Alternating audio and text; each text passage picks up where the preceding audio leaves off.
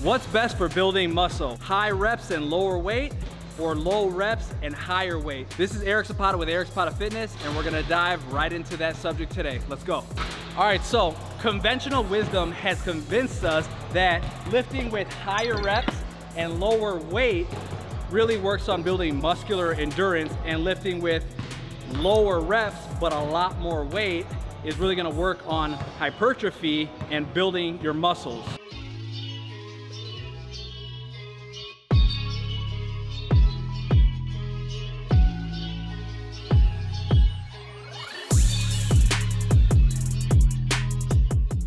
All right, so there's a lot of studies out there that show that it doesn't matter if you're doing high reps or low reps in terms of building your muscles or hypertrophy. That matters. What matters the most is there's one key variable, is that you're training to failure. So it doesn't matter if, let's just say my max on this incline bench press was, let's just say for 6 reps, let's just say it was 225. It doesn't matter if I do 6 reps at 225, but I'm going balls to the wall and it took everything out of me, or if I do 30 reps with only one plate, 135, and that was it. I repped out where that last 30th rep was like, it doesn't matter. The muscle is gonna grow regardless, but you have to train to failure.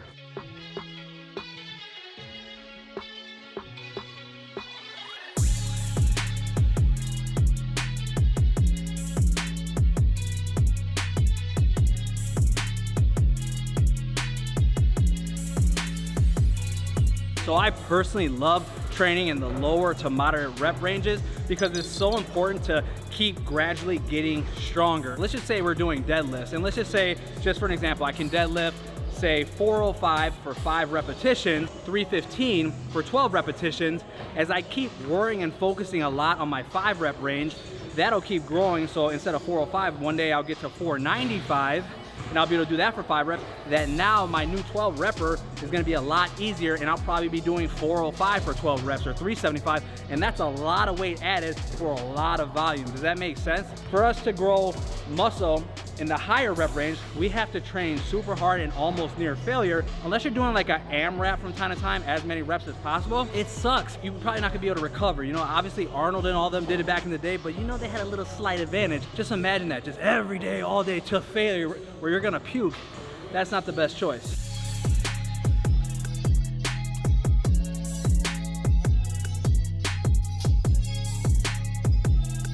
For an example, once again, let's just say I can do 185 on the incline bench press, or let's just say 10 reps, and that taxes me. If we're going, a lot of people go off percentage charts, like 30% of my 1 rep max, 40%, 60%, whatever. If you're just doing that, you're not gonna be able to go to that failure point. So let's just say I know that 10 reps at 185 is gonna really tax me, but then this would be a disservice if I'm just, you know, trying to build hypertrophy off of just doing 135, but I know that it is super easy.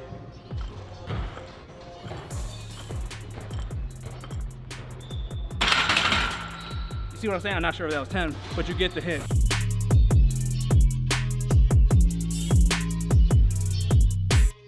All right, so what I think your best bet is every single workout you do low reps, high weight, and you do high reps, lower weight. But the thing is, you have to start each workout, maybe the first 2 to 3 exercises, with longer rest times, and really focus on doing a lot more weight with compound movements, such as your deadlifts, your squats, bench presses, military presses, etc. Start there, and then as you fatigue after 2 or 3 exercises and you've given your all, then you go to the more accessory lifts, the squeezing, the toning. And another thing you might want to try is periodization, where you're doing a certain type of rep range for the majority of your workouts for like a week long, and then the next week you go to something different. Personally, when I do periodization, I like to focus 4 weeks at a time. So let me give you a good example. I might do 4 sets of 6 to 8 repetitions for most of my workouts every day, all day, for 4 weeks straight. Really work on building strength and size, and then the next month I'll go ahead and push my reps up to like maybe 10, 12, or even 20 reps for some workouts, and that power and strength that I built from there is going to transfer to here and make all those weights go up. So it's just nice to keep it fresh. So 4 weeks like this, 4 weeks like that, or 1 week like this, and then the next week you completely shock your body with a whole type of rep range.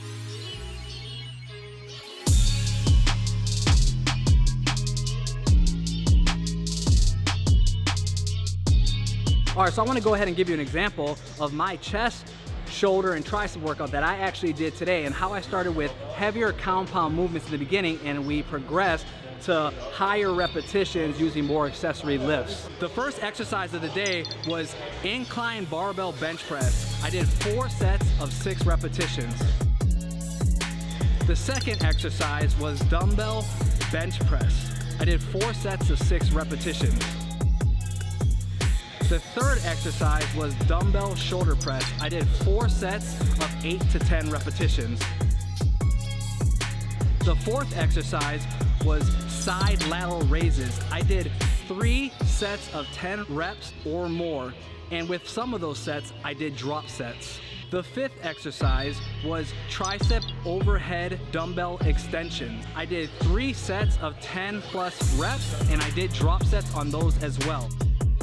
All right, so I hope this video brought a lot of value to you. This is Eric Zapata with Eric Zapata Fitness, and I help men build lean muscle and lose 20 to 40 pounds in just 90 days without all that boring cardio, 3-hour-long workouts, and complicated diets. If you're someone who's on your fitness journey and you're stuck, unmotivated, or you have no clue where to start, I want you to go ahead and reach out to me via Facebook or Instagram and shoot me a personal message with the word power. If you're looking for a personal coach, I would love to have a conversation with you so that we can talk about your goals, where you're at right now, and where we can get you in the future.